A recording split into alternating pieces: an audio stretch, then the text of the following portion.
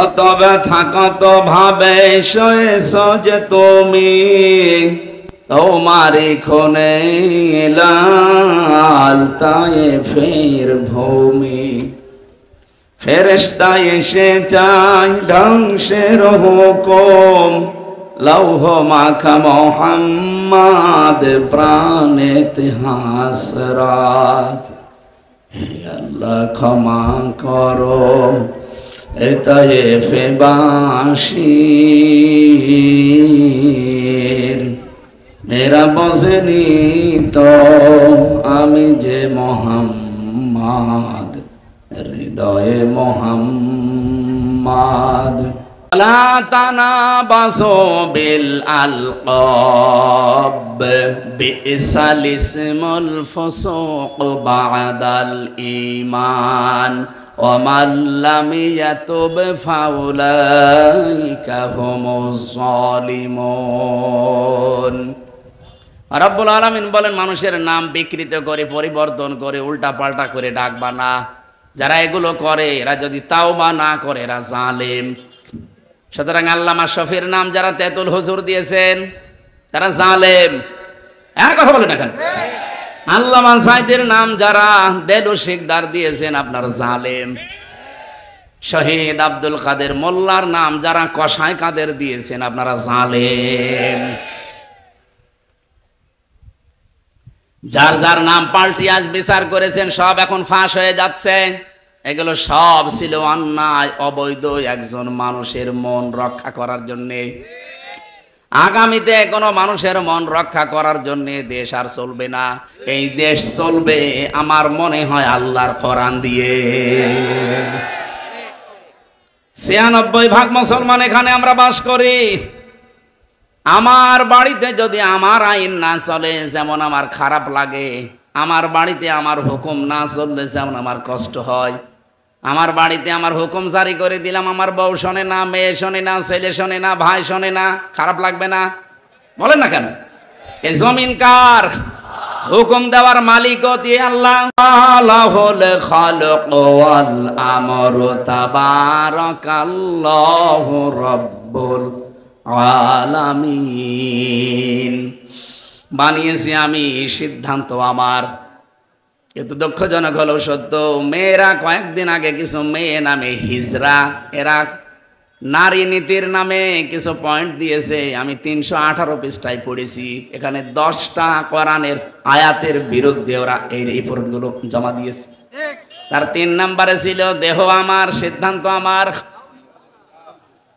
আপনি বললেই হবে দেহ আপনার, সিদ্ধান্ত আপনার, মানে দেহ আপনার বাবা দিয়েছে, আপনার মা দিয়েছে। আপনার বাবার মা হয়তো শুধু বিছানায় ছিল এতটুকুই, কি বাকি কি সব কাজ আমার আল্লাহ নিজে করেছে। ওই বীর্যটা থেকে শুরু করে হামজা বানিয়েছে কে? বাবা শুধু বীর্যটাই দিয়েছিল। ফালিয়ানজুরিল ইনসানু মিম্মা খুলিকা, খুলিকা মিম্মা দাফিকি ইয়াখরুজু মিন বাইনিস সুলবি ওয়াত তারাইব।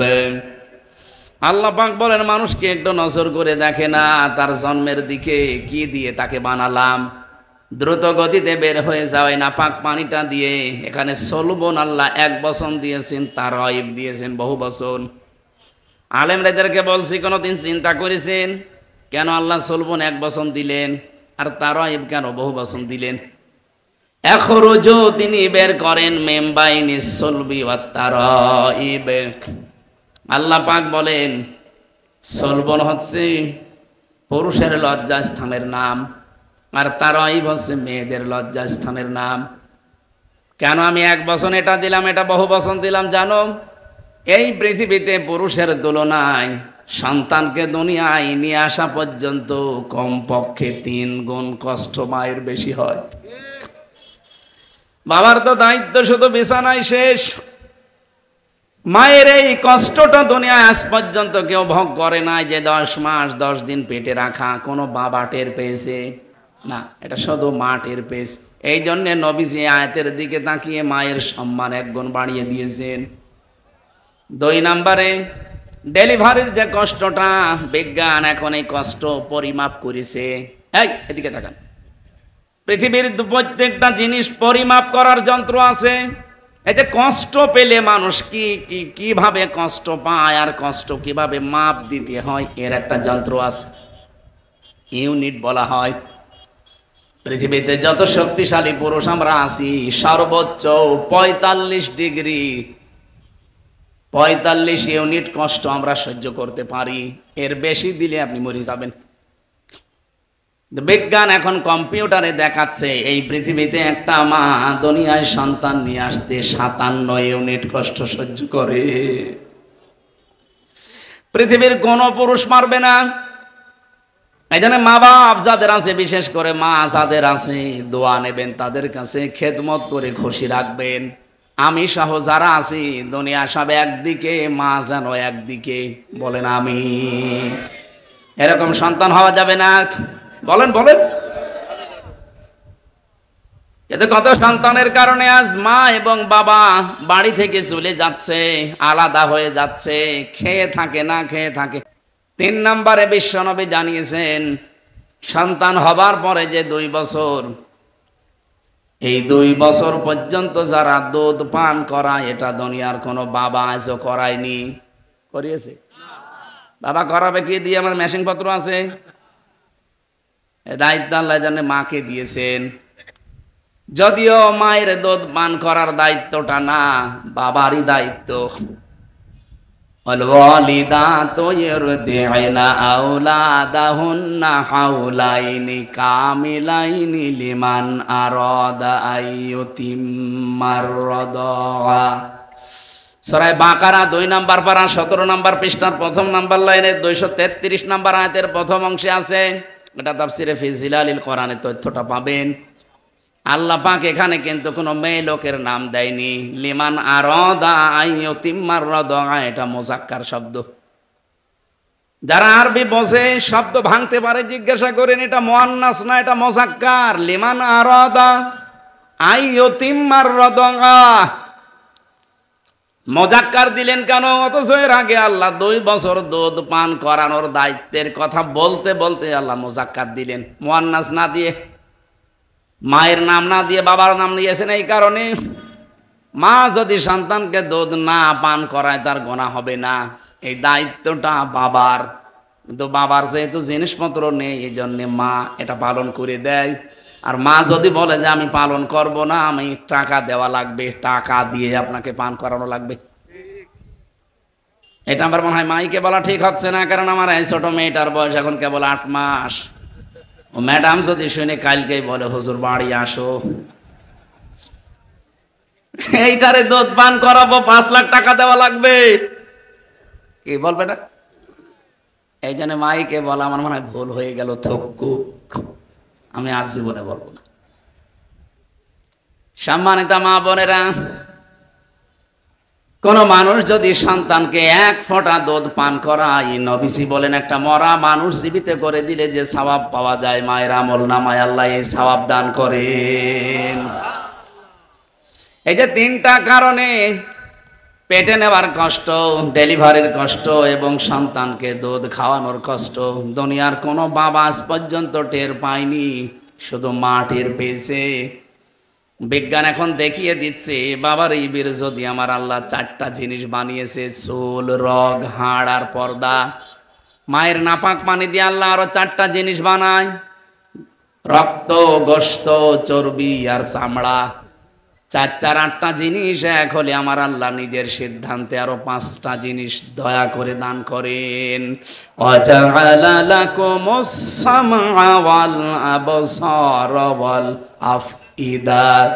সূরা নাহলের ভেতরে আছে ৭৮ নম্বর আয়াতের মাঝের অংশে পাবেন। ১৪ নম্বর পারার ১৪ নম্বর পৃষ্ঠার ১৩ নম্বর লাইনে আছে। এটাও ফি জিলালিল কোরআনে আছে। আল্লাহ বলেন শ্রবণ শক্তি, দর্শন শক্তি, বাক শক্তি, আকেল শক্তি আর ঘ্রাণ শক্তি, এই 5টা আমি আল্লাহ আমার রব নামের কারণে তোকে দিয়েছি। ৮ ৫ ১৩টা জিনিস যখন এক হয়ে যায়, আস্তে করি আল্লাহু আখরাজাকুম মিন বুতুনি উম্মাহাতিকুম লা তা'লামুনা শাইআ। মায়ের পেট থেকে বাচ্চার আকারে আস্তে করে বের করে নিয়ে আসি, যখন কোনো আওয়াজ করা বা কোনো কিছু বোঝার মতো বলার মতো ক্ষমতা তোমার ছিল, আজ একটু কিছু পেয়েই বলছো না সিদ্ধান্ত, আরে আমার দেহ আমার সিদ্ধান্ত আমার। এজন্য আমরা এই মাহফিল থেকে আহ্বান জানাই, যদিও সারা দেশের আলেমরা মুসলমানেরা অলরেডি এটাকে প্রত্যাখ্যান করেছে, আমরা চাই 92 থেকে 96% মুসলমানের এই দেশে ইসলাম বিরোধী কোনো আইন যেন কেউ সামনে নিয়ে আসার দুঃসাহস না দেখায়। রিপোর্ট মানা দূরের কথা, ওটাকে আমরা কমিশনই মানি না। কমিশন আমরা মানবো। এই দেশে মহিলা যা আছে সবার কাছে আপনি স্বাক্ষর নেন, ওই কয়টা হিজড়ার কাছে স্বাক্ষর নেবেন কোন কারণে? ওগুলো কি মহিলা? এখানে যারা এসেছেন আমার মনে হয় মাইকে আমরা ডাক দেই যে পুরুষ মানুষ যারা আছেন আসেন, পুরুষের প্যান্ডেলে বসেন, মহিলা যারা আছেন মহিলা প্যান্ডেলে চলে যান। আর ওই যেগুলো বিড়ি খেয়ে বেড়াচ্ছে ওইগুলোকে কোন প্যান্ডেলে পাঠাবো? ওগুলো তো মহিলাও না পুরুষও না, কি ওইগুলো হিজড়া। 10 জন মহিলা যে রিপোর্ট দিয়েছে নারী কমিশনে, আমি দেখলাম ওগুলো চেহারার দিকে তাকিয়ে টেলিভিশনে, বলে একটাও মহিলার মতো লাগে না, কারণ ওদের কাটিং কোটিং পাল্টিয়ে গেছে। বাকিটা বললাম না। এই জন্য আমরা চাই আগামীতে আমাদের একটু নাড়া দিয়ে দেখলেন যে মানে কিনা। মানা দূরের কথা, কোরআনের 10টা আয়াতের বিরুদ্ধে চলে গেছে ওদের এই বক্তব্য। 10টা না, কোরআনের একটা অক্ষর যদি এদেশে কেউ পাল্টাতে চায় বিসমিল্লাহ ছাড়া কবর দেওয়া হবে, কারণ ওর বিসমিল্লাহ বলা তো জায়েজ নেই। কোরআনের একটা অক্ষর পাল্টাতে চাইলে এই লোকটা কাফের। কাফেরের জন্য বিসমিল্লাহি ওয়া আলা মিল্লাতি রাসূলিল্লাহ বলা জায়েজ আছে? এজন্য সাবধান হবেন। অনেকে বিভিন্ন কায়দায় সামনে এগিয়ে আসার চেষ্টায় আছেন, এটা বাদ দেবেন। আমি যে কথা তুলেছিলাম, নবীদের নাম যারা পাল্টিয়েছে, এদেশের আলেমদের নাম যারা পাল্টিয়েছে, এই মানুষগুলো যদি এখনো পর্যন্ত তাওবা না করে ওরা জালেম হয়ে মরবে। কথা বলেন না কেন? এই জন্য জ্ঞান অনুযায়ী যদি আপনি আমল না করেন আপনারও কিন্তু পরিণতি এই ফরিদউদ্দিন মাসুদের মতো হবে। কই লোকটা এখন তো আর বের হয় না, এখন তো আর বলে না যে সাইদির ফাঁসি চাই। এক কথা বলছেন না কেন? আজকে আসেন শাহবাগে, আপনি আপনার ঠ্যাং ভেঙে ফেলবে জনগণ। কত বড় নিকৃষ্ট মানের মানুষ হলে এই পৃথিবীর, আমার মনে হয় এখন তামাম দুনিয়াতে যদি 10 জন মানুষকে মানুষ সম্মান করে তার ভেতরে আল্লামা সাঈদী একজন, যিনি কাবা শরীফে প্রবেশ করে নামাজ পড়েছিলেন। আপনি যেতে পারবেন? আপনার বাপ যেতে পারবে? আল্লাহর ঘর, ইন্না আউওয়ালা বাইতি উযিআ লিন-নাস লাল্লাযী বিবাক্কাতা মুবারাকা ওয়া হুদাল লিল আলামিন। রব্বুল আলামিন বলেন, সর্বপ্রথম এই পৃথিবীতে যে ঘরটা বানিয়েছি তার নাম কাবা, যেটা মক্কায় অবস্থিত, তার মানে মক্কায়। এটা আমি মানুষের জন্য হেদায়েতের মশাল বানিয়েছি। আজ তামাম পৃথিবী থেকে মানুষেরা কাবা শরীফে যাচ্ছে, অলরেডি বাংলাদেশ থেকেও আরম্ভ হয়ে গেছে। কথা বলেন না কেন? কেন এখানে যাবে মানুষ? হুদাল্লিন নাস পর্যন্ত আল্লাহ দিয়ে শেষ করেননি, হুদাল্লিল আলামিন দিয়েছেন। বিশ্বের যত মানুষ আসবে কাবা শরীফে আল্লাহ এমন কিছু দিয়ে রেখেছে, কাবা তাদেরকে হেদায়েতের পথ বলে দিতে পারবে। আল্লাহ কেন দিলেন আমি চিন্তা করেছিলাম আয়াতটা নিয়ে, সূরা আলে ইমরানের 95, 96, 97 নম্বর আয়াত। আল্লাহ রাব্বুল আলামিন বলেন, আমান দাখালাহু না ফিহি আয়াতুম বাজ্জিনাতুম মাকামু ইব্রাহিম আমান দাখালাহু কানা আমিনা ইলা আখিরি আয়াত। একটু ভালো করে খেয়াল করেন ভাই, এদিকে তাকান। ফিহি আয়াতুম বাজ্জিনাত মাকামু ইব্রাহিম, এর ভেতরে আল্লাহর অনেক নিদর্শন আছে। এই কাবার এরিয়া থেকে শুরু করে বিভিন্ন জায়গায় আল্লাহ নিদর্শনগুলো ছড়িয়ে রেখেছেন। তার অন্যতম নিদর্শন মাকাম ইব্রাহিম। হযরত ইব্রাহিমে কাবা শরীফ বানানোর সময় যেটা লিফট হিসাবে ব্যবহার করেছিলেন, এখনো পর্যন্ত কাবা শরীফের পাশে সেটা আছে, মানুষ ওখানে নামাজ পড়ে। কি আপনারা জাননি কেউ? অমাং দাখলাহু কানা আমিনা, এইটা বলার জন্য আমি এই পর্যন্ত আসলাম। এদিকে তাকান। অমাং দাখলাহু কানা আমিনা, কেউ যদি এই কাবায় প্রবেশ করে আল্লাহ তাকে নিরাপত্তা দিয়ে দেয়। বাংলার মানুষেরা বলেন তো, এই বাংলাদেশ কি কাবা শরীফ? এত আসতে বললেন কেন? বলেন বলেন। আমরা আজ যে নিরাপত্তায় ভুগছি, নিরাপত্তাহীনতায় ভুগতেছি, এটা নিরাপত্তার বেষ্টন দিতে কি লাগবে? আল্লাহ যে কাবার নাম কিছু প্রশংসামূলক কথা বলার পরে যে কি বলছিলেন, ইন্না আউওয়ালা বাইতি উবুদিয়া লিন-নাস লাল্লাযী বিবাক্কাতা মুবারাক ওয়া হুদাল লিল আলামিন ফিহি আয়াতুম বাজ্জিনাতুন মাকাম ইব্রাহিম। এরপরে দিয়েছেন কি, অমাং দাখলাহু কানা আমিনা, এখানে যদি কেউ প্রবেশ করে তাকে নিরাপত্তা দিয়ে দেয় কে? এবার আমার প্রশ্ন করার পরে আমি আলেমদেরকে জবাব চাই, কেন কাবা শরীফের এরিয়াতে প্রবেশ করলে আল্লাহ নিরাপত্তা দিয়ে দেয়, অথচ কাবার বাইরে যান দেখেন সেখানে ছিনতাই হয়, চুরি হয়, ডাকাতি হয়? আমি নিজে তো সাক্ষী, বহুদিন ছিলাম। কিন্তু কাবার এরিয়ার ভেতরে প্রবেশ করলে আপনি নিরাপত্তা পেয়ে যাবেন। বহু চিন্তা ভাবনা করে আমার এই মেধায় একটা জিনিস ধরা পড়েছে, কাবার এরিয়ার ভেতরে কোনো শিরিক নেই। কি যারা জানে যায় জিজ্ঞাসা করেন তো, কাবার এরিয়ার ভেতরে কোনো শিরিক পাবেন না? কোরআনে কারিমে আল্লাহ সূরা আনআমের ৮২ নম্বর আয়াতে জানিয়েছেন, আল্লাযীনা আমানু ওয়া লাম ইয়ালবিসু ঈমানাহুম বিযুলমিন উলাইকা লাহুমুল আমন, ইলা আখিরি আয়াত। যারা ঈমান আনবে এবং ঈমানের সাথে জুলুম, এখানে জুলুম মানে শিরিক, ঈমানের সাথে যারা শিরিক মিশ্রণ করবে না, রব্বুল আলামিন বলেন উলাইকা লাহুমুল আমন, এই মানুষগুলোই আমি আল্লাহর পক্ষ থেকে নিরাপত্তার হকদার। তাহলে আল্লাহর পক্ষ থেকে যদি আজ নিরাপত্তা দিতে হয় বাংলাদেশকে, যেহেতু এটা কাবা শরীফ না, কাবার মতো যদি আমরা নিরাপত্তার বেষ্টনী দিতে চাই, ঈমান আমাদের যায় আছে, শিরিক থাকা চলবে না। আমার কথার অর্থ আমার মনে হয় আপনি বুঝেছেন। এদেশের মানুষের ঈমান যা আছে, ঈমানের ভেতরে শিরিক থাকলে আল্লাহ নিরাপত্তা দেবে? বলেন বলেন। আজ আমাদের প্রতিবেশী নামে কলঙ্ক, এদের কাছ থেকে আমরা নিরাপত্তাহীনতায় ভুগি। পাকিস্তানের সাথে মার খেয়ে এখন উল্টা আমাদের দিকে চোখ রাঙাচ্ছে, সে মাছ না পেয়ে সিপে কামড় দিচ্ছে। এই জন্য আমি আয়াত পড়েছি ওই রকম, আজকে জবাব দেব কোরআনের আয়াত দিয়ে ইনশাআল্লাহ। ভালো করে শুনবেন ভাই, ডিস্টার্ব হচ্ছে কারো? একটু অ্যাক্টিভ হয়ে শুনেন। এই দেশটাকে আপনি আমেরিকার কাছে, চীনের কাছে, রাশিয়ার কাছে, ভারতের কাছে নিরাপত্তা চেয়ে জীবনেও পাবেন না। নিরাপত্তা শুধুমাত্র দিতে পারে আমাদেরকে গণেশ, দুর্গা। কে? আরে ভাই, অন্য ধর্মের যারা আছে তারা নাই বলুক যে হ্যাঁ আমাদের নিরাপত্তা আমাদের গণেশে দেবে, আমাদের দুর্গায় দেবে, সরস্বতী দেবে দিক। আমরা যারা ৯২-৯৩ ভাগ মুসলমান, বলেন আমাদেরকে নিরাপত্তা একমাত্র দিতে পারে কে? নিরাপত্তা দিতে পারে যেহেতু আল্লাহ, ওনার ঘোষণা এটা, যারা ঈমানের সাথে শিরিক মিশ্রণ করে না তারাই নিরাপত্তার হকদার। এই জন্য আমরা বাংলাদেশকে শিরিক মুক্ত করতে চাই।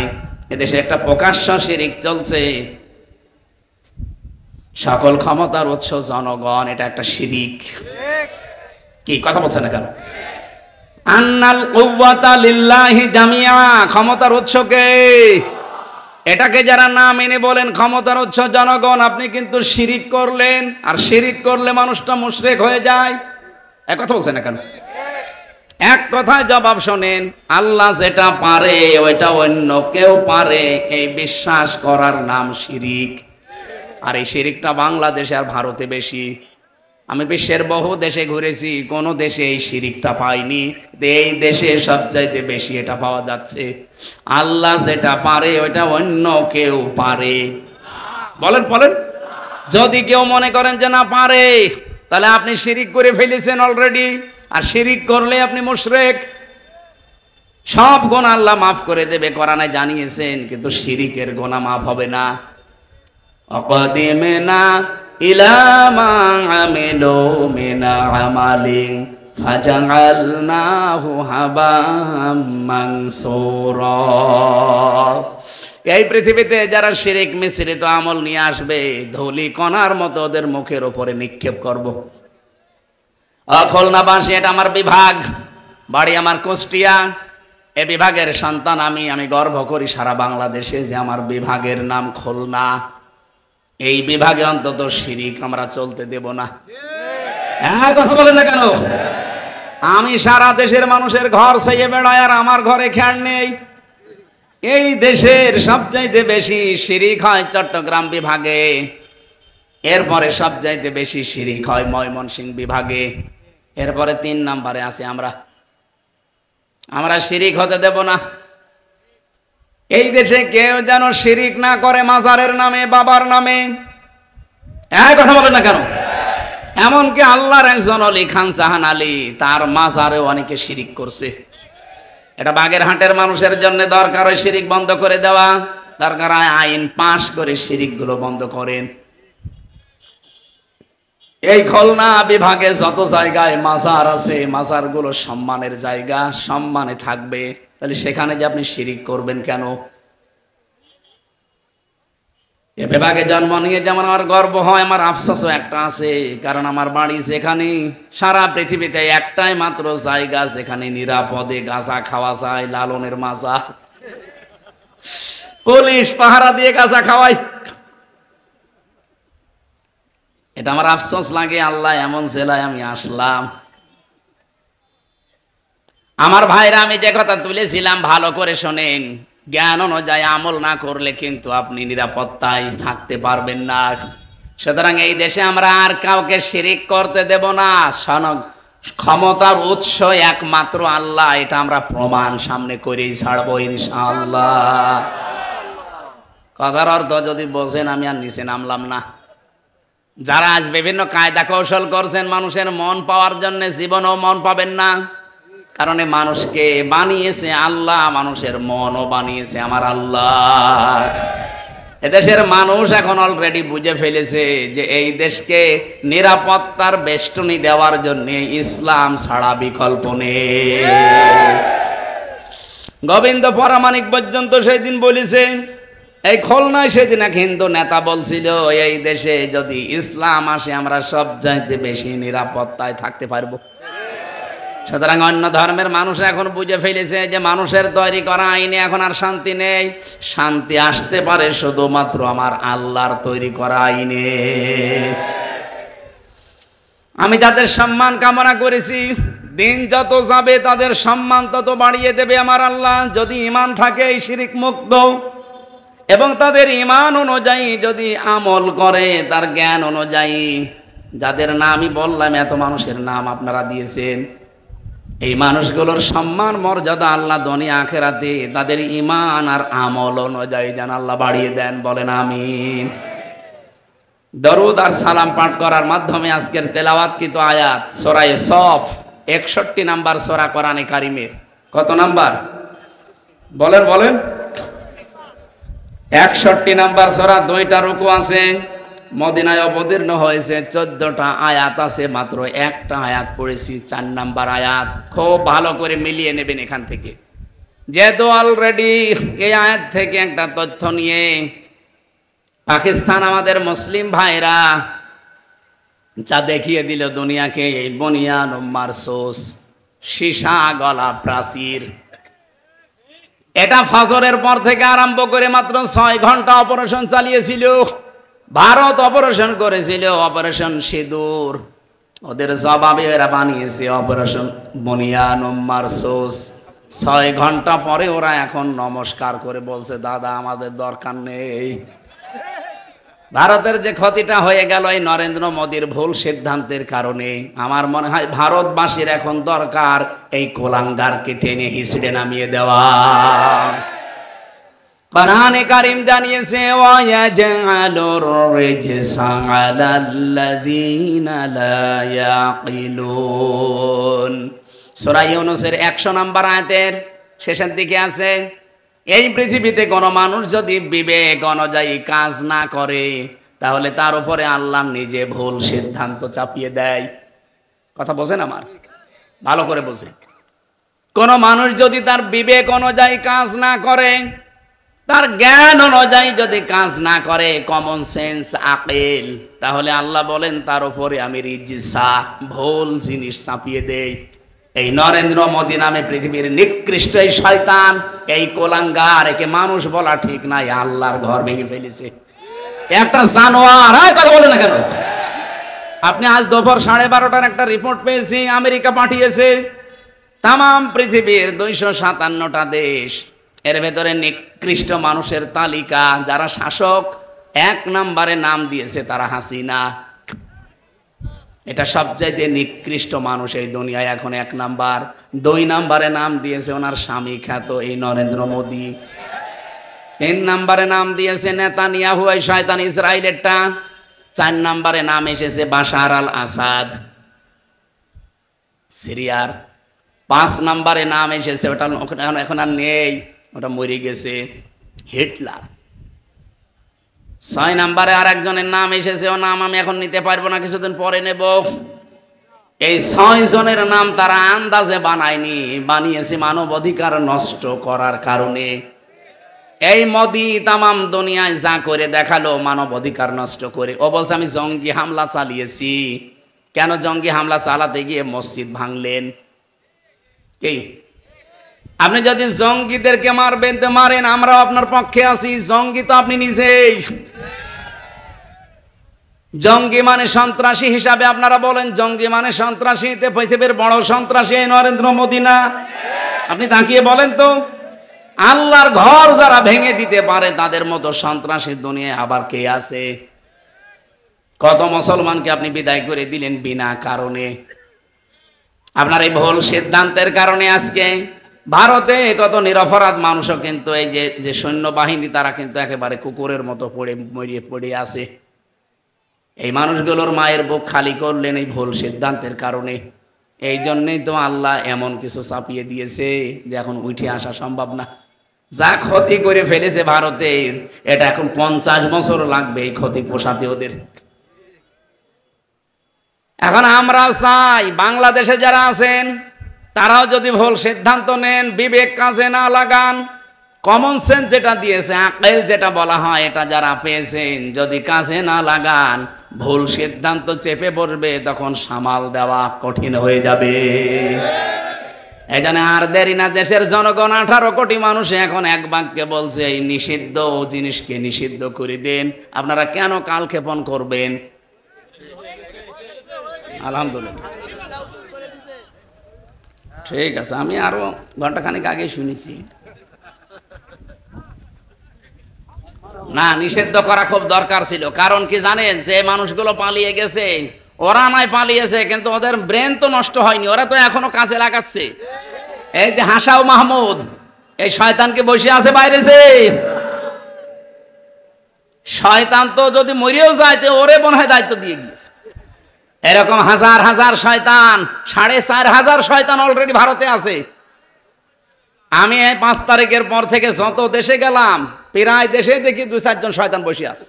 সিঙ্গাপুরে, মালয়েশিয়া, থাইল্যান্ড, বাহরাইন, যতগুলো দেশ ঘুরছি, হোটেলে উঠি তো হোটেল থেকে নিচে নামে একটু খাবার খাওয়ার জন্য, চা খাওয়ার জন্য, দেখে 2 শয়তান বসে আছে।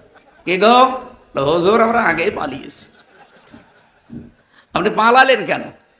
আপনাদের না 620টা বাড়ি?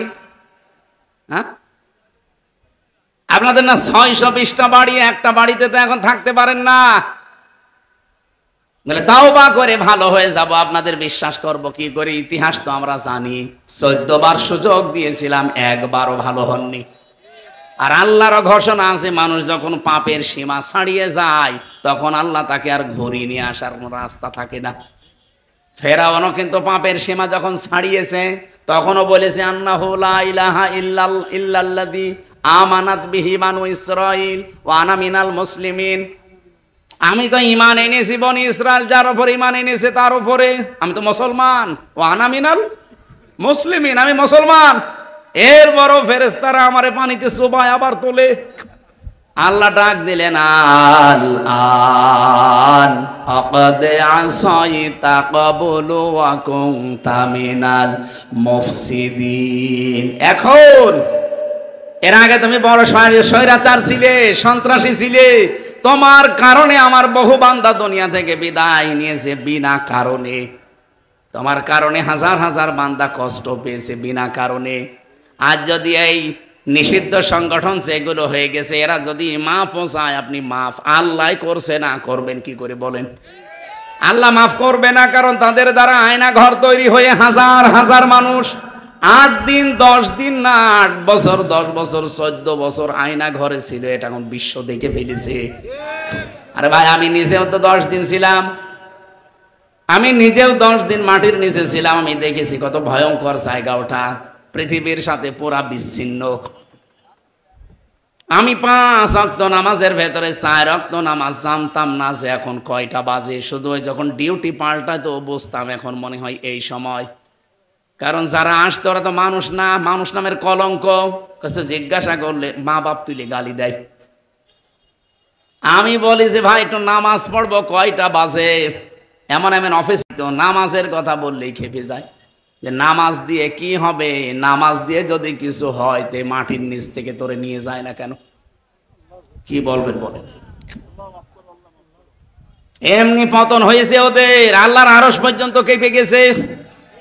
4 ওয়াক্ত নামাজ আমি নিজে বলছি, এই যে কোরআন আমার সামনে, আমি নিজে 4 ওয়াক্ত নামাজ আন্দাজে পড়েছি। আমি জানি না কোন দিকে পশ্চিম, আমি জানি না কোন দিকে কেবলা, কারণ আমার পেছনে হাত হ্যান্ডকাপ দিয়ে বাঁধা, আমার মাজায় দড়ি লাগিয়ে ওরা টাঙিয়ে রাখার চিন্তা করেছিল 11 ঘন্টা। আমার চোখ তো কালো কাপড় দিয়ে বাঁধা, মাটির নিচে শুধু ছলছল করে আওয়াজ হয় পানির। আমার মনে হয় পাশ দিয়ে কোনো ড্রেন ছিল। এমন জায়গায় আমি জানতাম না যে এখন কোথায় আছি। আমার তো তাও 10 দিন পরে জেলখানায় দিয়ে দিল। কিন্তু ব্যারিস্টার আরমান 8 বছর একাধারে একটা ঘরে কাটিয়েছে। আপনি নিজেকে একটু দাঁড় করান তো, ওই জায়গায় কেমন লাগে আপনার? 8টা বছর 10টা বছর একটা মানুষ পড়ে আছে, এমনকি নিজের নামও সে ভুলে গেছে। আমাকে যেদিন ওখান থেকে বের করে কোর্টে চালান করে আমি দেখেছি, ওই দেওয়ালের সাথে কেউ গরম বড় বড় নখ দিয়ে খুশিয়ে খুশিয়ে লিখে রেখেছে, ভাইরা কেউ যদি বাইরে যেতে পারেন এই নাম্বারটাই জানাবেন যে আমি অমক বেঁচে আছি। এখনো পর্যন্ত অনেকে জালেমের সাফাই গায় যে কি করেছে বাবু, কি করেছে, আপনার সাথে তো করেনি, আমার সাথে করেছে আমি জানি। এরকম চেয়ার দেখিয়েছিল আমারে। এই যে আয়না ঘর আবিষ্কার হওয়ার পরে যে চেয়ার দেখেছেন, ওটা তো কারেন্টের শর্ট দেওয়া চেয়ার, ওটা তো ঘোরে।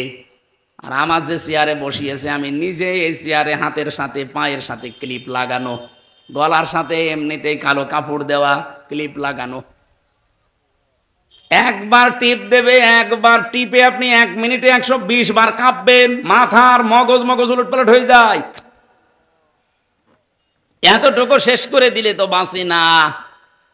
আমারে নিয়ে এসেছিল এই নখ তোলার জন্য, যে একটা টিপ দিয়েছে মাত্র। আজ পর্যন্ত 4.5 বছর চলছে। 3 বছর তো জেলে ছিলাম আর 1 বছর বের হয়ে গেছি।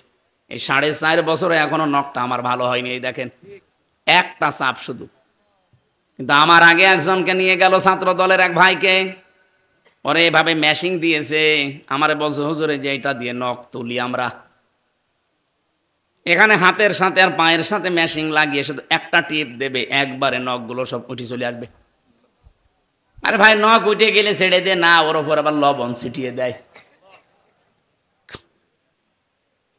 আমার রাগটা কি এমনি মনে করছেন? আপনি নিজেকে ওই জায়গায় একটু 3 বছর দাঁড় করান তো আপনার কেমন লাগে? আমি তো যোগাযোগ বিচ্ছিন্ন ছিলাম, জানি না যে বাইরে কেউ বেঁচে আছে না মরে গেছে। কারণ আমার সিসি ক্যামেরা দিয়ে রেখেছিল, কেউ আমার সাথে যেন কথা না বলে। 3টা বছর আমি জানি না আমার মা বাবা আছে কিনা। জেল থেকে বের হয়ে শুনলাম আমার দাদা মরে গেছে, আমার নানি মারা গেছে, আমার চাচাতো ভাই মরে গেছে, অথচ একটাও আমি জানতাম না। কারারক্ষীরা যদি জিজ্ঞাসা করে যে ভাই বাইরের খবর কিছু জানেন, ও শয়তান এমন আচরণ করতো, মা বাপ দুইলে গালিগালাজ দেয়। কারণ যাদের দায়িত্ব পেতাম একটাও তো মুসলমান না। সুব্রত বালা, অসিত কুমার, দেবদুলাল, আশিক রায়, এর নাম শুনেই বোঝা যাচ্ছে শয়তান। ওর কাছে তো আলেম সালেম নেই, সবই ওর কাছে সমান। আরো আলেমের নাম দেখলেও ঘৃণা করে। রিমান্ডে আমারে যারা সবচাইতে বেশি অত্যাচার করেছে, আমার মাথার চুল থেকে পায়ের তালু পর্যন্ত 1 ইঞ্চি জায়গা বাকি নেই যেখানে ওরা টর্চার করে নাই। এই জন্যই তো আজকে কাঠের চেয়ারে বসতে পারি না। এটা আমি বালিশ দিয়ে নিয়েছি এমনি না। কাঠের চেয়ারে বসলে আমার 10 মিনিট পরে ব্যথা আরম্ভ হয়ে যেত। এমন টর্চার করেছে, এটা বউ ছাড়া কাউকে দেখানো যায় না।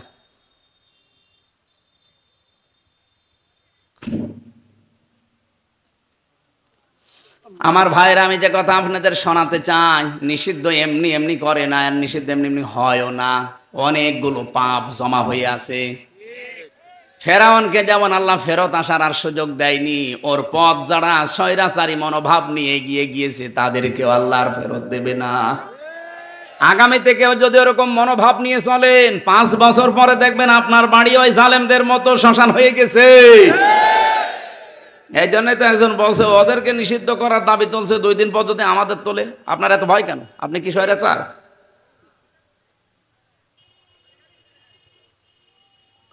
সূরা সফ থেকে যে আয়াতটা পড়েছি, বুনিয়ানুম মারসুস, এমন একটা গুরুত্বপূর্ণ শব্দ এটা। এই পৃথিবীতে 2টা কাতারকে আল্লাহ সবচাইতে বেশি পছন্দ করে। কয়টা?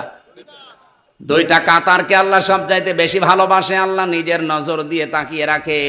1 নাম্বার কাতারের নাম নামাজের কাতার, 2 নাম্বার কাতারের নাম জিহাদের ময়দানের মুজাহিদদের কাতার। সেই কাতারের শব্দ থেকেই পাকিস্তান যেটা ছেড়ে দিয়েছে ওইটার নাম বুনিয়ানুম মারসুস।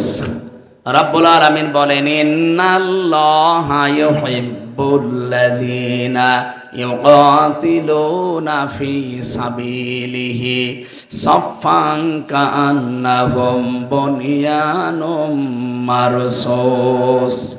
অবশ্যই আমি আল্লাহ নিজে ভালোবাসি। আপনি চিন্তা করতে পারেন শব্দটা কি আল্লাহ চয়েস করলেন। ইন্নাল্লাহা, অবশ্যই আমি আল্লাহ, ইউহিব্বুল্লাযীনা, তাদেরকেই ভালোবাসছি এবং বাসবো। ইউহিব্বু এটা মজারে, বর্তমান, ভবিষ্যৎ, প্রেজেন্ট, ফিউচার। শুধু এখন না, কিয়ামত পর্যন্ত আমার আল্লাহ ভালোবাসতেই থাকবে। কাদেরকে? আল্লাযীনা, যারা ইউকাতিলুনা ফি সাবিলিহি, আল্লাহর রাস্তায় যারা যুদ্ধের ময়দানে অবস্থান নেয় সশস্ত্র বাহিনী হিসাবে। সাফফান, কেমন ভাবে নেয়? সীসা গলা প্রাচীরের মতো সারিবদ্ধ, কাতারবদ্ধ হয়ে। এই কাতারটা আল্লাহর কাছে এত বেশি ভালো লাগে কারণ এই কাতারটা আমার আল্লাহর জমিনে আল্লাহর দিন কায়েমের জন্য, মানবতা প্রতিষ্ঠা করার জন্য, অন্যায় উৎখাত করার জন্য এই কাতার তৈরি করা হয়। ওরা যদি পাকিস্তানের মসজিদ না ভাঙতো, মাদ্রাসা না ভাঙতো, শিশুদেরকে হত্যা না করতো, ও পাকিস্তান এত ক্ষিপ্ত না। কথা বলেন না কেন? আপনি জঙ্গি হামলা হয়, জঙ্গি হামলা করেন, কোনো অসুবিধা নেই, কিন্তু মসজিদ ভাঙলেন কেন? হিন্দু ভাইরা বলেন তো, আমরা যদি এখন বলি ঢাকার স্বামীবাগের ইস্কন মন্দির 500 বছর আগে এটা মসজিদ ছিল, এর নিচে এটা ভেঙে এখন মসজিদ বানাবো, বলেন কেমন লাগবে আপনার? আপনার যেমন লাগবে। বিবেকটা কি কুকুরে প্রসাব করেছে? পাকিস্তানের মুসলমানদের অন্তরে ঠিক এইটাই লেগেছে। কেন মসজিদ ভাঙে ওর মাটির সাথে মিশিয়ে দিলেন? মাদ্রাসা, নবীর ঘর, যেখানে কোরআন হাদিস শেখায়, সেইটাও ভেঙে ফেলেছেন। ভারতে এখন হাজার হাজার মসজিদ ভেঙে মাদ্রাসা তালাবদ্ধ করে দিচ্ছে এই শয়তানরা। আমি যে হাদিস পড়েছিলাম, মানিদ্দাআ মা লাইসা লাহু ফালাইসা মিন্না, এদিকে তাকা। হযরত আবু যর থেকে বর্ণিত, নবীজি বলেন, যে জিনিস তোমার না, ওই জিনিস যদি তুমি নিজের করে নাও, নিজের দখলে নিয়ে নাও, তাহলে 2টা ক্ষতি ওই দিন থেকে তোমার আরম্ভ হবে। 1 নম্বরে ফালাইসা মিন্না, ওই দিন থেকে তুমি আমি নবীর উম্মত আর নেই। কি কথা বলছে? অলিয়াতাবাওয়া মাকআদাহু মিনান নার, এটা আরো কঠিন। ও যেন জাহান্নামে নিজের একটা স্থান টিকিট কেটে রেখে দিল। এই ভারত যেটা করেছে, আমাদের বাপ দাদাদের দেওয়া হাজার হাজার বিঘা সম্পত্তি মাদ্রাসা, মসজিদ, খানকা, গোরস্থান, ঈদগার জন্য তারা ওয়াকফ করেছিল। আর এই মোদি নামে শয়তানটা এখন অবৈধ আইন পাশ করে ওগুলো সব দখল করে নিচ্ছে। ও জমি কি তোর বাবার নাকি? ওটা মুসলমানদের দেওয়া। এই কথা বলে না কেন? যেটা যার না সেটা যদি সে দাবি করে, এক নাম্বারে সে তো নবীর উম্মত এমনু নেই, ওটা তো বাদ। দুই নাম্বার, ও জাহান্নামে নিজের স্থান তৈরি করে নিল। সুতরাং মোদি এ লোকটা জাহান্নামী। কোনো ফতোয়া লাগবে না, নবীর ফতোয়া, মুসলিম শরীফ।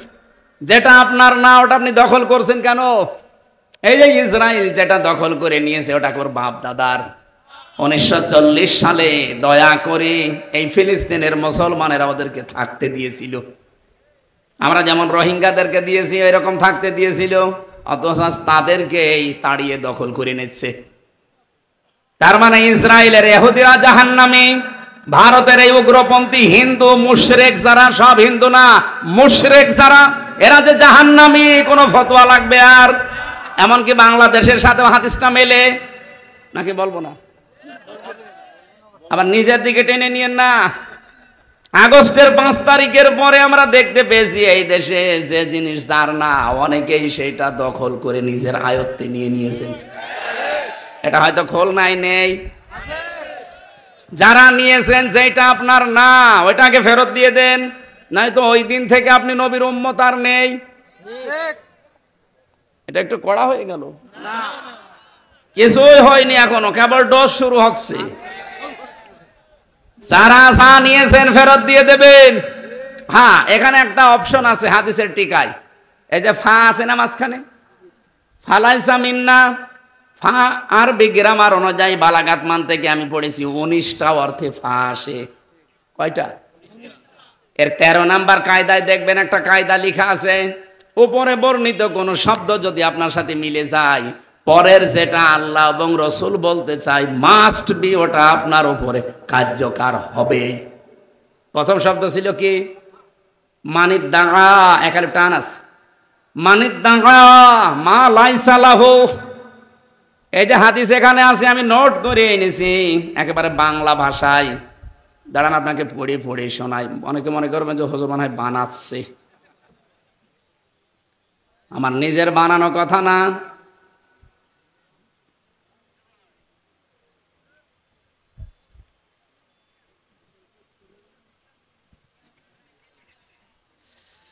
মানিদ্দাআ মা লাইসা লাহু ফালাইসা মিন্না ওয়ালিয়াতাবাওয়া মাকআদাহু মিনান নার।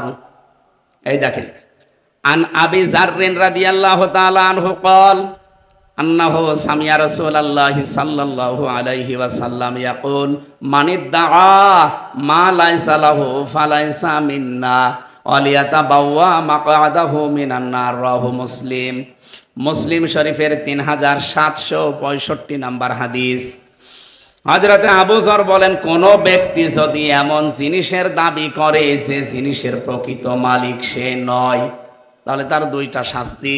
এক নাম্বারে সে আমার দলভুক্ত না, তার মানে আমার উম্মত না। দুই নাম্বারে তার বাসস্থান জাহান্নামে সে যেন নির্ধারিত করে নিল।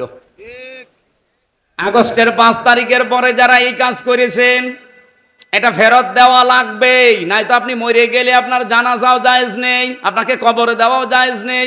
কারণ বিসমিল্লাহি ওয়া আলা মিল্লাতি রাসূলুল্লাহ বলে দেব। আমি কি মিথ্যা কথা বলবো আপনার জন্য? আল্লাহর নামে তো আপনাকে রাখা যাবে না, আর রসুলের দলেও তো আপনাকে দেওয়া যাচ্ছে না, কারণ আপনি মানুষের জিনিস দখল করে নিয়েছেন। কত মানুষ দেখলাম চুরি করে, ডাকাতি করে, এমনকি চাঁদাবাজি করেও নিয়েছে। আরে ভাই, আপনার এলাকায় এখন হয়নি এগুলো, আমাদের এলাকায় পেয়েছি। যাদের এলাকায় যা হয়েছে ফেরত দেওয়া লাগবে না, ওর জন্য জানাজাও নেই, ওর জন্য কবরও নেই, ওরে পুড়িয়ে ফেলবেন, কারণ এমনি জাহান্নামে যাবে।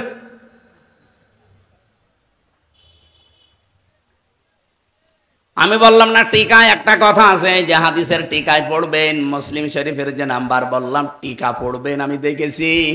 নবীজি বলেন, হ্যাঁ, যদি কোনো জিনিস তোমার হাতছাড়া হয়ে যায়, তোমার দখলে ছিল কিন্তু ওইটা কেউ কেড়ে নিয়েছিল, ওইটা যদি আবার তুমি ফেরত পাও, তাহলে এই হাদিসের যে শাস্তি আছে তার আওতা মুক্ত থাকবে।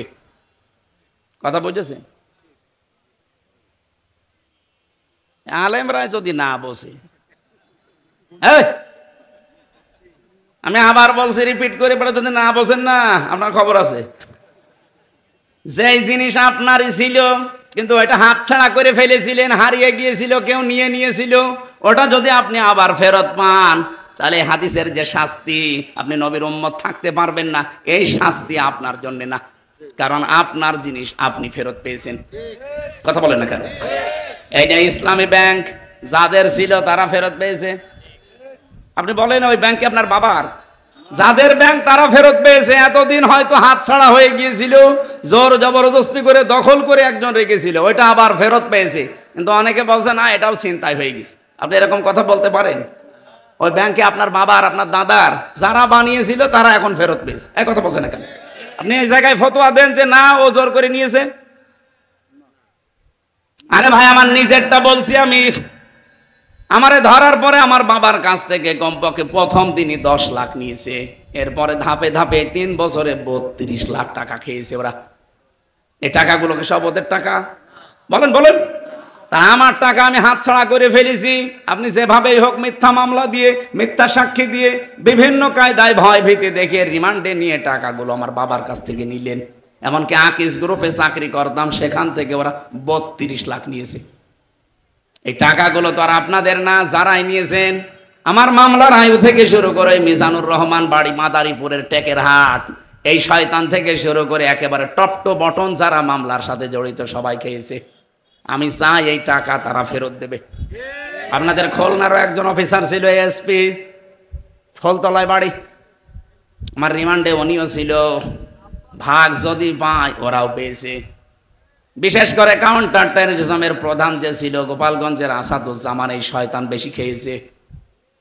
ও আমার চোখ কালো কাপড় দিয়ে বেঁধে বলছে ফুটবলের মতো ওই দেলাওয়ারকে পিটিয়েছিলাম, আপনাকে ওভাবে লাত্তাবো। আমি চাই আমার টাকা ফেরত দেওয়া লাগবে, নয়তো আমার কোনো মাফ নেই। আমার গাড়িটাও আটক করে ওরা গাড়িটা পর্যন্ত 1,13,000 টাকা বিনা কারণে নিয়েছে। সেদিন ওই ওসি এসেছিল, সিরাজগঞ্জ এক মাহফিল ছিল, দেখে ওসি এসেছে। হুজুর আসসালামু আলাইকুম, কে আপনি? বলছে আমি সেই ওসি আবুল কালাম আজাদ। আরে ভাই এদিকে আসেন। হুজুর মাফ করেন। আমি মাফ করবো, আমার টাকা ফেরত দেন। আমি তো মাফ করার জন্যই বসে আছি, আমার টাকাগুলো আগে ফেরত দিয়ে দেন। টাকা নেই, আমার নামে বিভাগীয় মামলা হয়েছে, আমি এখন পালিয়ে বেড়াচ্ছি। পালিয়ে বেড়ালে হবে না, আগে টাকা দেন। আপনি মাফ চান মানে জিনিস কি আপনার ছিল, আপনি জোর করে টাকাগুলো নিলেন কেন? শেষে 1 লাখ টাকা ফেরত দিয়েছে। আচ্ছা 13,000 কয়? বলছো হুজুর আর চাইয়েন না। ঠিক আছে।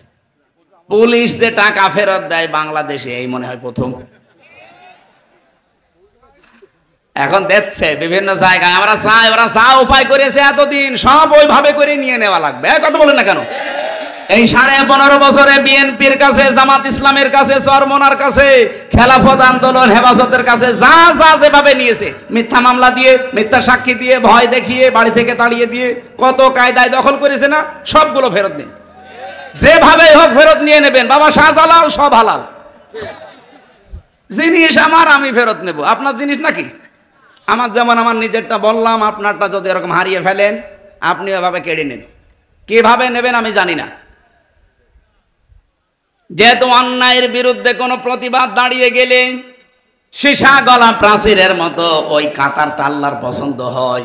আপনি দেখেন না, মাত্র 2 থেকে 3 দিনের আন্দোলনে এত বড় একটা জালেমদেরকে দেশ নিষিদ্ধ করে দিয়েছে। সীসা গলা প্রাচীরের মতো সামনে আমাদের ঐক্যবদ্ধ থাকা লাগবে, কারণ এই কাতারটা আল্লাহর খুব ভালো লাগে। রব্বুল আলামিন বলেন এত বেশি পছন্দ করি এই কাতারকে, এই কাতার থেকে কেউ যদি শহীদ হয়, মারাও যায়, তার জন্য 6টা পুরস্কার দুনিয়া আখিরাতে আমি আল্লাহ দিয়ে দেই। বলেন সুবহানাল্লাহ। এই জন্য আমরা সত্যের পক্ষে, এই পৃথিবীতে আল্লাহর দ্বীন কায়েমের জন্য মানবতার পক্ষে, অন্যায়ের বিরুদ্ধে যেখানেই ডাক দিক দলমত দেখা যাবে না, দাঁড়িয়ে যাওয়া লাগবে। যদি আমার বাবার বিরুদ্ধেও দাঁড়ানো লাগে আমি এই কাতারে দাঁড়াতে রাজি আছি না নেই? ইন্নাল্লাহা ইউহিব্বু, আল্লাহ বলেন আমি ভালোবাসি, বাসবো। ইউহিব্বু শব্দ দিয়ে আপনি আরেকটা আয়াত পাবেন রাসূল সংক্রান্ত, কুল ইন কুনতুম তুহিব্বুনাল্লাহা ফাত্তাবিউনি ইউহিব্বুকুমুল্লাহ। হে নবী, আপনি বলেন যদি আল্লাহর ভালোবাসা পেতে চাও তাহলে আমার রাসূলের আনুগত্য করো, আমি নিজেই তোমাদেরকে ভালোবাসছি, বাসবো। এখানেও মোজারে দিয়েছেন আল্লাহ, ইউহিব্বুকুমুল্লাহ, আমি নিজেই তোমাদেরকে ভালোবাসা আরম্ভ করে দেব। এখানে আমার শব্দের দিকে খেয়াল করে, যেটা আমি পেয়েছি। আলেমরা হয়তো এভাবে চিন্তা ভাবনা করে না, আমি পেয়েছি আপনি রাসূলকে শুধু ভালোবাসলেই, মহব্বত করলে আল্লাহ ভালোবাসবে, বিষয়টা এমন না। এখানে তাবউন আছে, তাবাইন, তাবউন মানে দেখে দেখে চলা। আমার নবীজি নবুয়ত পাওয়ার পর থেকে একেবারে ইন্তেকাল পর্যন্ত 23 বছরে যেভাবে যেভাবে চলেছে ওইভাবে দেখে দেখে চলার নাম হচ্ছে ইত্তেবা। বাংলাদেশে ভালোবাসা আছে আবেগে ওপরে, কিন্তু ইত্তেবা করতে বললে তখন বলে না, এ ঝামেলা আছে। নবীজি 27টা যুদ্ধে নিজে নেতৃত্ব দিয়েছেন, কথা বলেন ঠিক কিনা? 27টা যুদ্ধে নিজে কমান্ডার ছিলেন, চিন্তা করতে পারেন। এ কাতার গরু আল্লাহর এত পছন্দ, বিশ্ব নবী বলেন কেউ যদি এরকম কাতারে শামিল না হওয়ায় মরে যায়, মাম্মা তাওয়ালাম ইয়াগজু ওয়ালাম ইউহাদ্দিস বিহি নাফসাহু মা তাআলা শাবাতিম মিনান নিফাক। লোকটা যদি অবস্থায় মরে গেল যে জিহাদের ময়দানে কাতারে শরীক হওয়ার, আল্লাহর দিন কায়েমের কোনো চিন্তা ভাবনা তার ছিল না, আমি নবী বলছি লোকটা মারা যাবে, ও মুনাফিক হয়ে মরবে। জাতির লোকেরা মুনাফিক হয়ে মরতে চান? বলেন বলেন। এই জন্য অন্যায় যেখানে প্রতিবাদ সেখানে, এইটাই আমাদেরকে জুলাই আগস্ট শিখিয়েছে। এই কথা বলে না কেন? অন্যায় যেখানে প্রতিবাদ, আরো জোরে বলেন, অন্যায় যেখানে প্রতিবাদ। এ কাতারটা আল্লাহর এত বেশি পছন্দ হয়ে গেছে। আপনি দেখেন বনি আনম মারসুস দিয়েছে পাকিস্তান এই নামটা, আল্লাহ তাদেরকে অলরেডি বিজয় দিয়ে দিয়েছে। গরুর মদ খাওয়া এ জাতি যদি এখন বেশি এড়িতেড়ি করে, আমার মনে হয় এদের কপালে আরো দুঃখ আছে। সব মুরগির বাচ্চার মতো পড়ে মরি আছে। 6 ঘন্টার ব্যবধানে ওদেরকে, আমার মনে হয় এখন তামাম পৃথিবীর মুসলমানদের 57টা দেশ যেহেতু মুসলিম, এদের সবই পাকিস্তানের মতো এখন এক হওয়া দরকার। ভারতে যদি একজন মুসলমানের উপর অত্যাচার হয়, ভারতকে বাংলা পৃথিবীর মানচিত্র থেকে আমরা নিশ্চিহ্ন করে দেব। হ্যাঁ, কথা বলেন না কেন? এই দেশে আমরা হিন্দুদেরকে যেমন আমানতে রেখেছি, ভারতে মুসলমান ভাইদেরকে আমানতে রাখা লাগবে। আপনি অত্যাচার করবেন মানে নাকি পৃথিবীর সবার জন্য বসবাসের উপযুক্ত জায়গা আমরা করতে চাই। যে ওরা আজকে শান্তির পথে ফিরে আসার জন্য প্রতিশ্রুতি দিয়েছে, যুদ্ধবিরতি চেয়েছে, ডক্টর মোহাম্মদ ইউনূস পর্যন্ত আজকে ধন্যবাদ জানিয়েছে, ঠিক আছে। কিন্তু আগামীতে যদি কোনো মুসলমানদের ওপরে আবার অত্যাচার করে, এই জঙ্গি, এই সন্ত্রাসী, এই গরুর মদ খাওয়া জাতির কোনো ক্ষমা নেই। এটা করাও সম্ভব। শুধু পাকিস্তানের মতো বাংলাদেশ, মুসলিম দেশ যতগুলো আছে 57টা, এই সীসা গলা প্রাচীরের মতো শুধু এক থাকা লাগবে। এই জন্য আল্লাহ দিয়েছেন কান্নাহুম বুনিয়ানুম মারসুস। এই সফ, এই কাতার এত বেশি আমার পছন্দ হয় যারা সীসা গলা প্রাচীরের মতো ঐক্যবদ্ধ হয়ে দাঁড়িয়ে যায়। এ বাংলাদেশে আমরা এরকম একটা কাতার, এরকম একটা প্রাচীর চাই। হ্যাঁ, কথা বলেন না কেন? নারী কমিশনের মতো সামনে যদি কোনো কমিশন উল্টা পাল্টা কোনো রিপোর্ট দিতে চাই, এরকম দলমত নির্বিশেষে কাতার হয়ে যাওয়া লাগবে। আর আপনি বিশ্বাস করবেন, এই কাতারকে আল্লাহ সবচাইতে বেশি ভালোবাসে। আর একটা কাতার আছে যে কাতারকে আল্লাহ খুব বেশি ভালোবাসে, ওটা নামাজের কাতার। এই জন্য নবীজি জানিয়েছেন, নামাজে দাঁড়ালে যার জন্য কাতার বাঁকা হবে, পুরা গোনা তার হবে। এমনকি নামাজে যদি কাতার বাঁকা হয়ে যায়, তার অন্তর পর্যন্ত আল্লাহ বাঁকা করে দেয়, সে আর হেদায়েত পাবে না। বাংলার মুসলমানেরা আজ আমাদের দেশে যেহেতু নামাজ আছে কিন্তু নামাজের কাতার নেই। প্রশ্ন আসতে পারে, এত কাতার দিচ্ছি প্রতিদিন 5 বার করে, যে কাতার নেই মানে এ কাতার সে কাতার না। কোরআনে কারীম জানিয়েছে, ওয়াকিমুস সালাতা ওয়াতুস যাকাতা ওয়ারকাউ মা'আর রাকিঈন। সূরা বাকারার 43-44 নম্বর আয়াতে আছে, এই পৃথিবীতে যারা নামাজ কায়েম করে আর যাকাত দিয়ে দেয়, আমি আল্লাহ বলছি 3 নম্বরে তাদের আরেকটা গুণ হবে, তারা রুকুকারীদের সাথে রুকু করবে কাতারবদ্ধ হয়ে জামাতে। বলেন তো আয়াতের ভেতরে বিধান পেলাম আমরা একটা একটা করে 3টা। 1 নম্বরে ওয়াকিমুস সালাতা, যারা নামাজ কায়েম করবে। খুলনাবাসী, নামাজ কায়েম করার দায়িত্ব কি আমির হামজার? না, কার? আল্লাহর। মানে নামাজ কায়েম করার দায়িত্ব রাষ্ট্রের। এজন্য কোরআনে কারিমে যেখানে নামাজ কায়েমের কথা দেখবেন, আল্লাযীনা ইম্মাক্কান্নাহুম ফিল আরদি আকামুস সালাহ, যাদেরকে রাষ্ট্রীয় ক্ষমতা আমি দেই, তারা যদি মুসলমান হয় তাদের প্রথম দায়িত্ব তারা নামাজের বিল আনবে। আরো জোরে বলেন। তাহলে নামাজের বিল এটা তৈরি করার দায়িত্ব রাষ্ট্রের। এখানে সামনে 300 এমপি হবে বাংলাদেশে। 151 জন এমপি যদি এই বাংলাদেশে কোরআনে কারিম বুকে নিয়ে এবার প্রবেশ করতে পারে, তাহলে প্রথম সংসদ অধিবেশনে তারা বলবে, মাননীয় স্পিকার, আমরা নামাজের বিল চাই। কথা বলে না কেন? স্পিকার যদি বলেন হাত তোলেন, এই 151 জন যারা কোরআন বুকে নিয়ে প্রবেশ করেছিল, ওরা যদি একবারে হাত তুলতে পারে, ওই দিনই নামাজ বাংলাদেশে কায়েম হয়ে যাবে। ওই দিন থেকে 18 কোটি মানুষ এদেশে নামাজ আদায় করবে। আপনি হয়তো ভোট দিয়েছিলেন এই মানুষকে নামাজ কায়েমের জন্য, একটা 18 কোটি মানুষ নামাজ পড়লে যে সওয়াব পাবেন, প্রতিদিন ওই সওয়াব আপনিও পাবেন। এটা যদি আমি বানিয়ে বলি, আলেমদেরকে জিজ্ঞাসা করেন, সূরা নিসা 5 নাম্বার পারা 10 নাম্বার পৃষ্ঠা 11 নাম্বার লাইনের 85 নাম্বার আয়াতের প্রথম অংশে আছে। এত দলিল দিয়েও যদি কারো মন খারাপ হয়, যদি বলেন না ওইদিকে টেনে বলছেন, এদিকে আসেন, আসেন, কানের নিচে এমন জোরে 2টা দেব, আপনি সব বুঝে ফেলবেন। এত ভেঙে ভেঙে আয়াত নাম্বার, পারা নাম্বার, পৃষ্ঠা নাম্বার, লাইন নাম্বার বলে দিয়েও যদি এর মন খারাপ হয়, ওকে মানুষ না আবু জেহেল? আবু জেহেল এত খারাপ ছিল না। আবু জেহেলও চুরি করে কোরআন শুনতে যেত। আরে এত দলিল দিয়েও মানতে চাই না। আরে ভাই, নামাজ কায়েমের কথা বললে আপনার গায়ে আগুন ধরে। এটা তো আমার দায়িত্ব না, এটা দায়িত্ব সরকারের। এই 54 বছর যারা ছিল তারা যেহেতু পারে না, এবার আমরা এমন মানুষ পাঠাবো যারা পারবে। হ্যাঁ, কথা বলে কেন? এখানে কে আছে আমি জানি না। যদি কোরআনওয়ালা পান, যে কোরআন বুকে নিয়ে সংসদে যেতে পারে, এরকম মানুষকে ভোট দেবেন। ওটা যদি আপনার দলের লোক নাও হয়, কোনো অসুবিধা নেই। আমরা চাই এই কোরআন এবার সংসদে পাঠাবই। কারা কারা চান দেখেন? আল্লাহু তাকবীর। দেখেন তো, হাত তোলেনি কেন?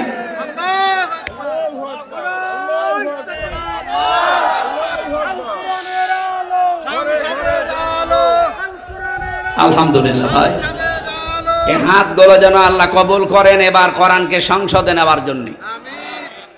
যাকাতা, যাকাত কায়েম করা লাগবে, যাকাত দেওয়া লাগবে, এটা দায়িত্ব সরকারের।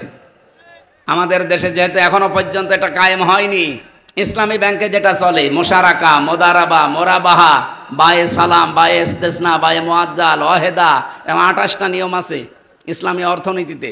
আমরা চাই এই নিয়মটাই বাংলাদেশের যত ব্যাংক আছে, সোনালী, রূপালী, চৈতালি ব্যাংক আছে, ওটাও হয়ে যাবে কয়দিন পর। এরকম যত ব্যাংক আছে তারাও যেন ইসলামের এই যে অর্থনীতির যে চ্যাপ্টার আছে, এই নিয়ম নীতি মেনে চলে। কারণ এগুলো চলছে না, এই জন্য গরিব আরো গরিব হয়ে যাচ্ছে, ধনী আরো ধনী হচ্ছে। আর এটার দায়িত্ব পালন করবে রাষ্ট্র। কে? ওই সূরা হজের ওই যে 41 নম্বর আয়াতের পরের অংশে এটা আছে, আল্লাযীনা ইম্মাক্কান্নাহুম ফিল আরদি আকামুস সালাতা ওয়া আতাবুজ যাকাত। এজন্য আমাদের উচিত হচ্ছে এরকম কিছু তৈরি করে সামনে এগিয়ে দেওয়া, যে মানুষগুলো নামাজের বিল আনবে, যাকাতের বিল আনবে, অন্যায় কাজগুলো আইন পাশ করে বন্ধ করে দেবে, চাঁদাবাজি, দুর্নীতি, ঘুষ খাওয়া, সুদ খাওয়া, এই কথা বলে না কেন? আর ভালো ভালো কাজ যেগুলো আছে সেগুলো আইন পাশ করে করে জারি করে দেবে। এ দেশটা মিনি জান্নাত হয়ে যাবে। আর কাউমার রাকিঈন, রুকুকারীদের সাথে রুকু করো, জামাতবদ্ধ হয়ে নামাজ পড়ো। আর জামাতবদ্ধ হয়ে নামাজ পড়তে গেলে কাতার লাগে। আমরা চাই পৃথিবীর এই 257টা দেশ, মুসলিম দেশ আসে 57টা, এরা যদি এই নামাজের এই কাতারের শিক্ষা নেয়। পাকিস্তান যেমন বনিয়ান ও মার্সোস নিয়ে আজ গমত খাওয়াদেরকে একেবারে নাস্তানাবুদ করে দিয়েছে, বিশ্বের মুসলমানেরা শুধুমাত্র এই কাতারটা শিক্ষা নিক, নামাজের কাতারের, দেখেন সব টাইট হয়ে যাবে বিশ্বে। নামাজের কাতারে যারা যেতে চান না, অনেকে নিজে নিজে নামাজ পড়েন, বাড়িতে নামাজ পড়েন, এখানে নামাজ পড়েনও না। ওয়ামুর আহলাকা বিসসালাতি ওয়াসতাবির আলাইহা লা নাসআলুকা রিজকা নাহনু নারযুকুকা ওয়াল আকিবাতু লিত্তাকওয়া। রব্বুল আলামিন সূরা তাহার 132 নম্বর আয়াতে জানিয়েছেন, হে নবী আপনি নিজে নামাজ পড়েন আর পরিবারস্থ লোকদেরকে নামাজে বাধ্য করেন, আদেশ দেন। কারণ আপনার কাছে রিজিক আমি চাই না, রিজিক আপনাকে আমি দান করি। শুভ পরিণাম অপেক্ষা করছে মুত্তাকি বান্দাদের জন্য। আমরা যেহেতু রাষ্ট্রে এখনো নামাজ কায়েম পাইনি, পেয়েছি? বলেন বলেন। এখানে যে যে জায়গায় আছি ইমানকে টিকিয়ে রাখার জন্য আল্লাহর দরবারে এই কাতারে যদি আপনি পছন্দনীয় হতে চান, ভালোবাসার বস্তু হতে চান, পাত্র হতে চান, তাহলে পরিবার থেকে শুরু করেন, নামাজের কাতার যেন ঠিক থাকে। যে যে এলাকায় নামাজ আমরা পড়ি, মসজিদের কাতারগুলো যেমন সোজা হয়, আমাদের ব্যক্তি, পরিবার, সমাজ এবং রাষ্ট্রের কাতার যা আছে ওখানেও যেন সমান আমরা সোজা থাকি। এই কাতারের শিক্ষা আমরা পরিবারে, সমাজে, রাষ্ট্রে নিয়ে যাব। এই কাতারের ভেতরে ইমাম সাহেব ভুল করলে যেমন ভুল ধরা হয়, মুসল্লি ভুল করলে তাকে শুধরে দেওয়া হয়। কাতার থেকে বাইরে যেয়ে যদি দেখেন আজকে জেনার বিচার, আপনি সবাই এক হয়ে যাবেন। সারা বাংলাদেশ যদি এরকম এক হয়ে যায়, আওয়ামী লীগের মতো এই দেশেও সব নিষিদ্ধ হয়ে যাবে। আমার কুষ্টিয়ার হালসা আমার গ্রামের বাড়ি। আমি জেলে যাওয়ার আগে 20 সালে একটা ফতোয়া দিয়েছিলাম, জেনার ফতোয়া। কিন্তু ওই সময় আমার হাতে কিছুই ছিল না, ব্যাগ ও কোনো সাপোর্ট ছিল না, যদিও এখনো নেই। জেনার বিচার যেটা আছে, আমি রায় দিলাম, যে ফতোয়া দিলাম এইটা, যে জেনার বিচার হচ্ছে যদি সাক্ষী প্রমাণ হয়ে যায় তাহলে মাটির নিচে গেড়িয়ে আপনি পাথর মেরে মেরে ফেলবেন যদি বিবাহিতা হয়, আর যদি অবিবাহিতা হয় তাহলে 80টা বেত্রাঘাত করেন। যেহেতু তারা দুইজনেই বিবাহিতা, সাক্ষ্য প্রমাণ সবই ধরা পড়ে গেছে, তারা নিজেরাও স্বীকার করেছে। বলেন তো এই জায়গায় বিচারটা যদি রাষ্ট্রে ইসলাম থাকতো, ওদেরকে সঙ্গে সার করা হতো না? হতো না? আর আমি ফতোয়া দিয়ে চলে আসলাম, যদি ওই জায়গায় বিচার কার্যকর করে আসতাম, আমার মনে হয় ওই মহিলাকে সঙ্গে সার করার আগে আমারে করতো। পুলিশে তার পরের দিনে আমরা ধরে বলতো, হুজুর এদেশে ইসলাম কি রাষ্ট্রীয় অবস্থায় আছে? আপনি ফতোয়া পর্যন্ত দেন, কার্যকর করতে গেলেন কেন? আসেন আপনাকে সঙ্গে সার করি। আমরা আগে আগে আগামীতে চাই, আমাদের পেছনে যেন আমাদের এই কোরআনের ব্যাকআপ থাকে। এদেশের প্রত্যেকটা কেন্দ্রীয় মসজিদের ইমাম হবে, খতিব হবে এক একজন বিচারপতি। যেমন কাবা শরীফের বিচারপতি যিনি আব্দুর রহমান সুদাইসি, উনি শুধু কাবার ইমাম না, উনি বিচারপতিও। উনি যেটা রায় দেবে ওইটাই ওদের আইন। আমরাও এটা এদেশে চাই না, এমনি অন্যায় বন্ধ হয়ে যাবে। কাতার সোজা করার শিক্ষা হচ্ছে এইটা। আজ আমরা নামাজের কাতারের শিক্ষা পরিবারে, সমাজে, রাষ্ট্রে যদি নিয়ে যেতে পারি, এই কাতারটা আল্লাহর সবচাইতে বেশি পছন্দ। এই দুইটা কাতার যেহেতু আল্লাহ ভালোবাসেন, পছন্দ করেন, এই দুই কাতারে থাকতে রাজি নেই আমরা? বলেন বলেন। মেয়েরা যারা এসেছেন, স্বামীকে উদ্বুদ্ধ করবেন সৎ পথে থাকার জন্য। অবৈধ পথে যাওয়ার জন্য উদ্বুদ্ধ করলে আপনার হাসর হবে লূত নবীর স্ত্রীর সাথে। এক কথা বলেন না কেন? আমার এলাকার একটা ঘটনা আমি পড়েছিলাম, দেখেছিলাম নিজে। এই লোকটার কোনো কাজ কারবার ছিল না। তার বউটাও বাজার করে জোয়া খেলে, বাজার থেকে এই যে টাস খেলে, জোয়া খেলে টাকা পেয়েছে, বাড়িতে বাজার করে নিয়ে গেছে 2 ব্যাগ। ওর বউ ডাক দিয়ে বলছে, দেখো কোথায় পেলে? ও সরাসরি বলেছে, আমি জোয়া খেলেছি।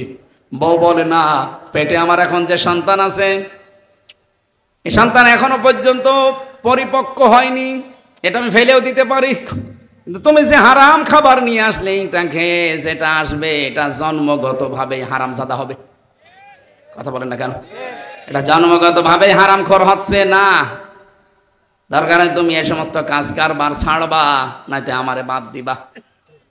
কয়েক মাসের ভেতরে সে পরিবর্তন হয়ে নিজেকে কন্ট্রোলে নিয়ে এসেছে, এখন কাজ করে খায়। মেয়েরা যারা এসেছেন, আপনাদের শুধু নামাজ পড়া, রোজা রাখা, কালো বোরকা পরা ইবাদত না, স্বামীকে দিনের পথে চালানোর জন্য ওই মহিলার মতো কঠোর হওয়া ইবাদত। আল্লাহ মেয়েদেরকে খাদিজাতুল কুবরার মতো বানিয়ে দিন, আমিন। ইয়ারফাইল্লাহুল্লাযীনা আমানু মিনকুম ওয়াল্লাযীনা উতুল ইলমা দারাজাত। তোমাদের ভেতরে যারা ঈমান আনে আর ইলম অর্জন করে, দিন যত যাবে তাদের মর্যাদা আল্লাহ বাড়াতেই থাকবে। এই জন্য ইয়ারফা দিয়েছেন, মজারে, এটা বর্তমান ভবিষ্যৎ, প্রেজেন্ট ফিউচার।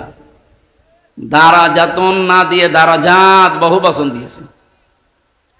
তাফসিরে মুফাসসির লিখেছেন, সত্যি যদি আপনার ঈমান থাকে আর ঈমানটা যদি ভেজাল মুক্ত হয়, আমাদের ঈমানে ভেজাল আছে না? আছে। 2 নম্বরে ইলম শুধু পেলেই হবে না, জ্ঞান অনুযায়ী আপনার কাজ থাকা লাগবে। এ বাংলাদেশে যাদের জ্ঞান ছিল কিন্তু কাজ ছিল না, তারা ঘৃণিত হয়ে গেছে। এই যে মাওলানা ফরিদউদ্দিন মাসুদ, এর জ্ঞান ছিল কিন্তু কাজ ছিল না। কথা বোঝে?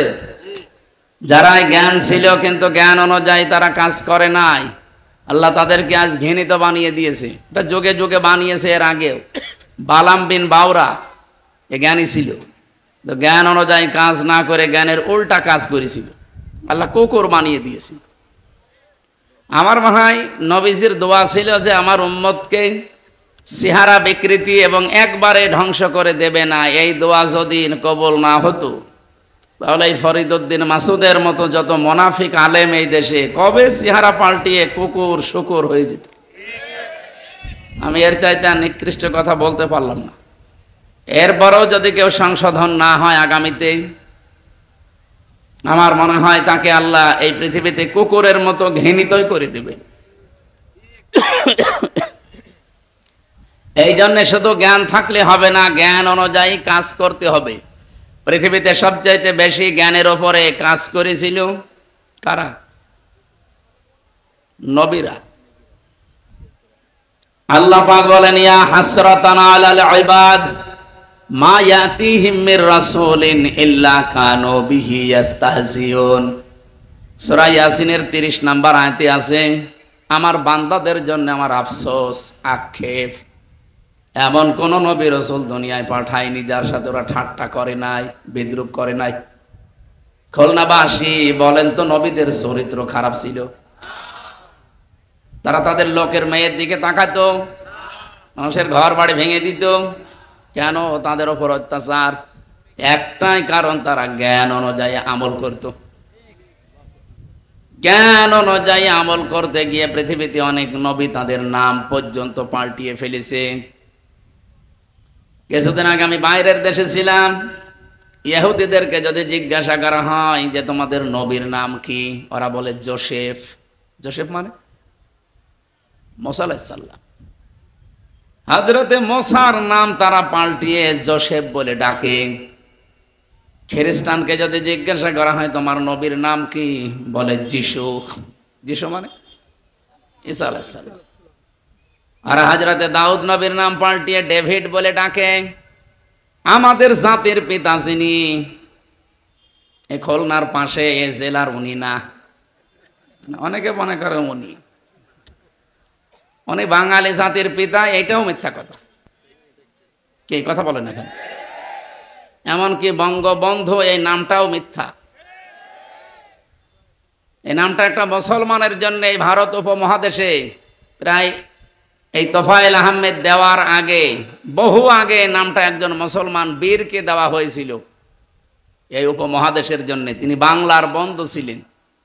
আপনি ইতিহাস পড়েন, দেখবেন এটা পাবেন। পরবর্তীতে ওইটা চুরি করি এই তোফায়েল আহমেদ নামে একটা লোক, আমি নাম নিতেও ঘৃণা লাগে এই শয়তানের, কারণ দোসর ছিল জালেমদের।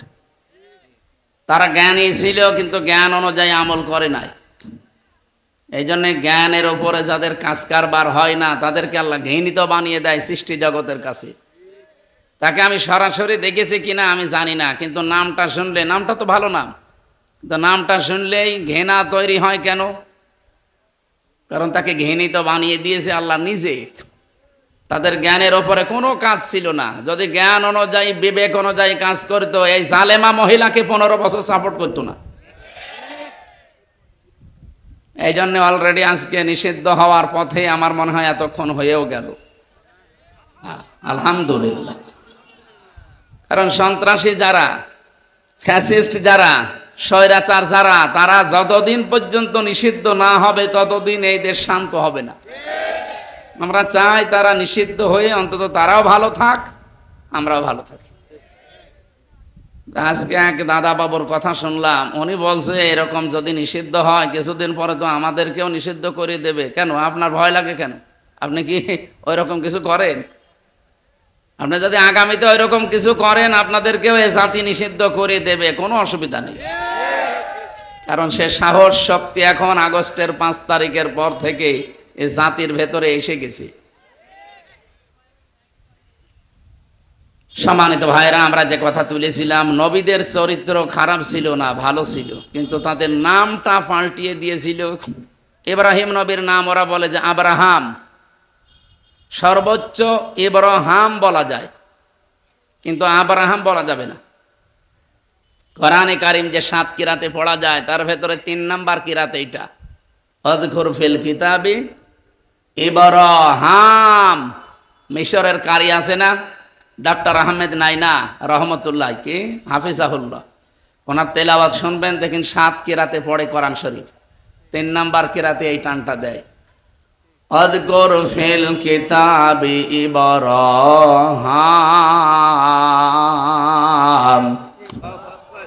ইব্রাহিম ইব্রাহিম, কিন্তু ইব্রাহিম মি বলা যাবে না, এই শব্দটা অনারবি শব্দ, উজমা বলা হয়। ইব্রাহিম, ইসমাইল, ইসহাক, ইয়াকুব, এই শব্দগুলো আরবি শব্দ না। কথা বুঝতেছেন? কোন ভাষার শব্দ? অনারবি শব্দ। এটা আরবিতে ব্যবহার করেছেন আল্লাহ। কোরআনে কারিমে যেহেতু আছে, যারা বালাগাত মানতেক পড়ে, আরবি গ্রামার যারা জানে, এরাব দেওয়া যারা বোঝে, অনারবি শব্দতে কখনো আপনি মানে জের দিতে পারবেন না, শেষে হয় জবর দেবেন নাই পেশ দেবেন। ওই জন্য ইব্রাহিম মা হবে নাই মো হবে, মি বলা যাবে না। যেহেতু এটা ক্লাস চলছে না, আরবি গ্রামারের ক্লাস চললে আমরা এসবগুলো ভেঙে ভেঙে আপনাদের বলতাম। আমি বোঝাতে চাই যে ইহুদিরা তারা আমাদের জাতির পিতা যিনি, আল্লাহর ঘোষণা দেওয়া, এটা কি আমরা বানিয়েছি? মিল্লাতা আবিকুম ইব্রাহিম হুয়া সাম্মাকুমুল মুসলিমিন। তোমাদের জাতির পিতার নাম ইব্রাহিম আলাইহিস সালাম, কারণ তিনি তোমাদের নাম রেখেছেন মুসলমান।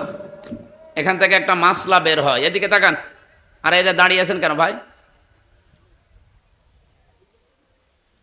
বাবা হিসাবে উনি আমাদের ওপর একটা দায়িত্ব পালন করেছে। যেহেতু আমরা বাবা, জাতির বাবা মানি কাকে? ইব্রাহিমকে। বলেন বলেন। শুধু বাংলাদেশে আমরা না, তামাম দুনিয়ায় 210 কোটি মুসলমান এখন সবাই বলে জাতির পিতা। আরো জোরে বলেন, জাতির পিতা। আর যারা জোর করে বানাতে চেয়েছিলেন তার নাম মানুষ বলে ঘোড়ার ডিম। আমি বাকিটা বললাম না। জোর করে সম্মান পাওয়া যায় না, এটা প্রমাণ হয়ে গেছে। জোর করে সম্মান দেওয়ার জন্য একেবারে 14 বংশ উঠে পড়ে লেগেছিল। আগস্টের 5 তারিখের বেকাল আসতে আসতে সম্মান মাটির সাথে মিশিয়ে দিয়েছে। এমনকি যেখানে যেটা ছিল, চোখ কান নাক সব তুলে ফেলিস। আর কোষ্টিয়ায় যেটা ছিল ওটা মাটির সাথে অলরেডি একেবারে মিশিয়ে দিয়েছে। ওইটা এখন আল্লাহ চত্বর বানিয়েছে। আমার মনে হয় বাংলাদেশের প্রত্যেকটা গুরুত্বপূর্ণ জায়গায় আল্লাহর 99টা নাম লিখে কাঁচ দিয়ে ঢেকে রাখা দরকার। অন্তত চতুর্পাশে যখন মানুষ ঘুরবে একটা নাম হলেও যেন উচ্চারণ হয়। তাছাড়া আবার ছাতা মাতা কি উল্টাপাল্টা জিনিস দিয়ে। মুসলিম দেশগুলোতে আমি ভ্রমণ করে দেখেছি, বিশ্ব রোডের সাথে তারা আল্লাহু আকবার, সুবহানাল্লাহ, আলহামদুলিল্লাহ, লা হাওলা ওয়ালা কুওয়াতা ইল্লা বিল্লাহ, আস্তাগফিরুল্লাহ এগুলো লিখে রাখে। অন্তত চলতে ফিরতে যদি 24 ঘন্টায় মানুষ 2 বারও পড়ে, তাও নাম উচ্চারণ হচ্ছে কার? আল্লাহ। ওখানে তার বাবার নাম উচ্চারণ করার দরকার নেই। বিপদে পড়লে বাঁচাতে পারে কে? আল্লাহ। নাকি বাবা পারে? এই জন্য ওই সমস্ত বিষয়গুলো আমাদের রাষ্ট্রে যারা দায়িত্বে আছেন এবং সামনে আসবেন এগুলো খেয়াল করবে, তাহলে আপনাকে জাতি ভালোবাসবে। আমার ভাইরা, পিতা হিসাবে তিনি এই যে হুয়ার ফাইল, তিনি সরাসরি নিজে হুয়া সাম্মাকুমুল মুসলিমিন। আমি তাফসিরে পড়েছি এই হুয়ার ফাইল কর্তা 2 জন। এক নম্বরে নাম দিয়েছে আল্লাহ নিজের নাম, যে আমি তোমাদের নাম মুসলমান রেখেছি। 2 নম্বরে নাম দিয়েছে আমাদের পিতা, জাতির পিতা যিনি কি। এখানে একটা মাসলা এসেছে, পিতা হিসাবে কেউ যদি দায়িত্ব পালন করতে চায় কমপক্ষে তারে 12টা দায়িত্ব পালন করা লাগে। কিন্তু সন্তান জন্ম দিলে আপনি বাবা হতে পারবেন না, কমপক্ষে 12টা দায়িত্ব আপনাকে পালন করাই লাগবে, না এটা কিয়ামতে আপনিও ধরা খাবেন। 1 নম্বরে আপনার দায়িত্ব সন্তান হওয়ার পরে তার একটা অর্থবোধক নাম রাখা। কি কত বাবা এখানে বসে আছে অর্থবোধক নাম রাখা দূরের কথা, নাম রেখে দিয়েছে ছেলের ডেঞ্জার। আমি জেলখানায় একজনের নাম পেয়েছিলাম ডেঞ্জার, আর একজনের নাম সুইডেন আসলাম। নাম শুনে বোঝা যাচ্ছে ভেতরে কিছু আছে। একদিন আমার কাছে ফাঁসির ওই কন্ডেম ছেলে এসে দেখা করে গেছে, কি ভাই আপনি এত রাতে বাইরে, আসরের পরে তো কাউকে বাইরে থাকতে দেয় না, সবাই তো তালাবদ্ধ হয়ে যায়, আপনি? যে হুজুর আমার নাম সুইডেন আসলাম। ওরে বাবা, বলে যা বলবেন বলে। নাম ওসা, চেহারাও তা সেই রকম লম্বা চড়া উষা, সেই রকম মোটা গোটা। ও চেহারা দেখলে আপনি মনে হবে যে 1 গ্লাস পানি খায়। ওনার নামে একটা সিনেমাও তৈরি হয়েছিল বাংলাদেশে, আসলাম ভাই, ওই যে মান্না। আপনারা তো আর এইসব জগতে নেই, আপনারা আল্লাহর ওলি। নাম শোনেননি কোনোদিন? ওনার জীবনী নিয়ে এই সিনেমাটা বানিয়েছে। কি ভয়ঙ্কর মানুষ হতে পারে বলেন। এখন বাইরে এসেছে, 27 বছর ছেলে ছিল। তাহলে সন্তানের নাম আপনাকে রাখা লাগবে একটা অর্থবোধক নাম। কিয়ামতের দিন আল্লাহ যখন মাফ করার জন্য কিছুই পাবে না, তখন নামের ওসিলায়ও মাফ করে দেবে।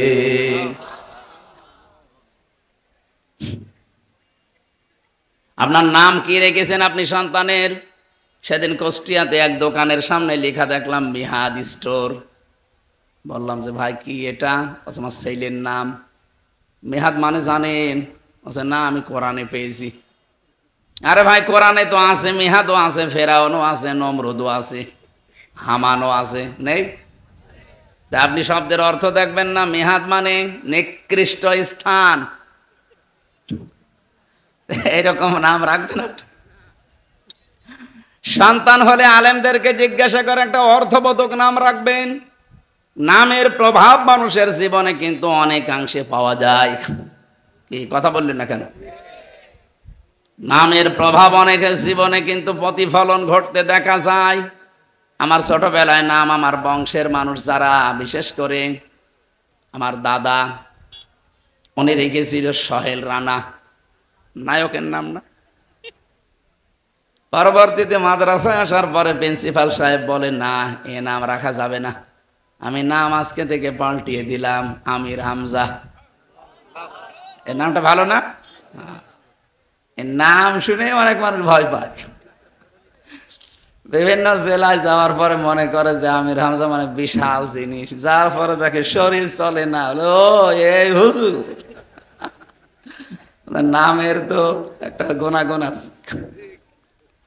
এই জন্য আমার 12টা বলা উদ্দেশ্য না, একটাই বললাম, নামটা অর্থবোধক রাখবেন। কারণ একবার যদি কোনো নাম আপনার সন্তানের পড়ে যায় না, ও সারা জীবনে আপনি যত উপরে ওঠেন না কেন, নাম কিন্তু আর ঘষে না, ওইটাই থেকে যায়। উপন্যাসে একটা গল্প পড়েছিলাম, একজনের নাম ছিল ফ্যান চাটা।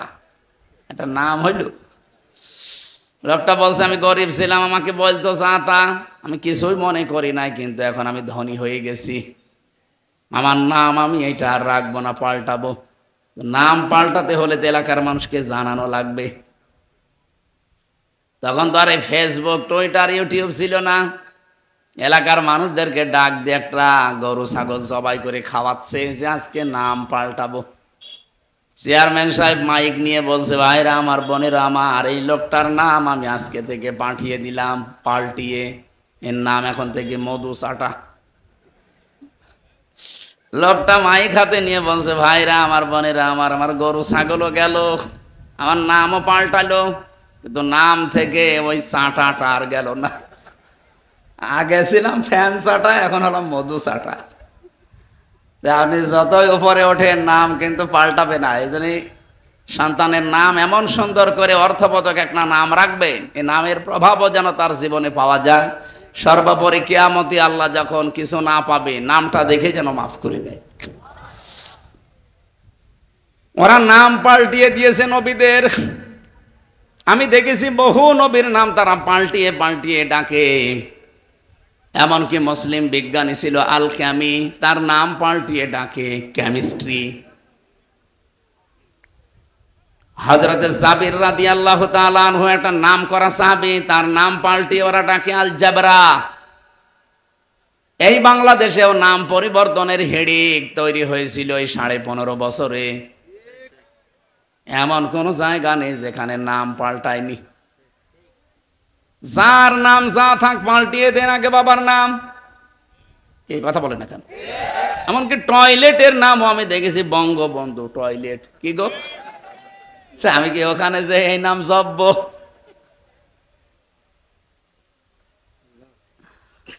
যত উপরে তুলেছিল আল্লাহ তত নিচে নামিয়ে দিয়েছে। এই জন্য নাম পরিবর্তনের হেডেক যারা তৈরি করেন, কেন আপনি শহীদ জিয়াউর রহমানের নামটা পাল্টিয়ে অন্য একজনের নাম দিলেন? কি দরকার ছিল? কত কোটি টাকা খরচ হয়েছে আপনি কি জানেন? টাকায় যদি নিজের বাবার টাকা হতো আপনি এভাবে নষ্ট করতে পারতেন না। দেশের ওপর এত মায়া এত মহব্বত দেখিয়েছেন সারা জীবন, কি দেখালেন? এমনি কি নিষিদ্ধ করছে মানুষ? এই আওয়াজটা উঠতো না, যা করেছেন এখন মানুষ সব টের পেয়ে যাচ্ছে। মানে আবার বলে আমার কি দোষ এখনো আমি জানি না। আপনি জানেন না? আপনার জন্য সিরাজউদ্দৌলা মরে গেছে। এই কথা বলছেন কেন? আপনার কারণে সিরাজউদ্দৌলা মরে গেছে। আপনার কারণে আল্লামা সাঈদী মারা গেছে। আল্লাহর এই গোলামটা যদি এখন জীবিত থাকতেন আর এই ময়দানে যদি এখন আসতেন, আমার এই ময়দানে দাঁড়া জায়গা হয়তো মানুষের। খুলনার সার্কিট হাউস ময়দানে, খুলনার নেসারিয়া ময়দানে, খুলনার সিদ্দিকিয়া ময়দানে উনি তাফসীর করতেন। এর চাইতে লক্ষ লক্ষ মানুষ আল্লাহর কোরআন শুনতো। যদি এখন বেঁচে থেকে আপনাদের এই বটিয়া ঘাটায় একবার আসতেন, আমার মনে হয় এলাকায়ও প্রায় হাজারো মানুষ তার হাতে মুসলমান হয়ে যেত। কারণ 13 বছর জেলখানায় থাকার পরে তার ঈমান যা ছিল আরো বহু গুণে বেড়ে গেছে। আল্লাহর বান্দার সাথে আমি একবার দেখা করতে পেরেছিলাম হাসপাতালে। আমার মাথায় হাত দিয়ে বলছিল, হামজা, খুলনায় আর চট্টগ্রামে যদি যেতে পারো বের হয়ে, এ সমস্ত মানুষকে জানাবা যে কোনোদিন আমি সাঈদী কোরআনের কথা বলতে পিছপা হইনি। আপনারা বাঁচতে দিলেন না লোকটাকে।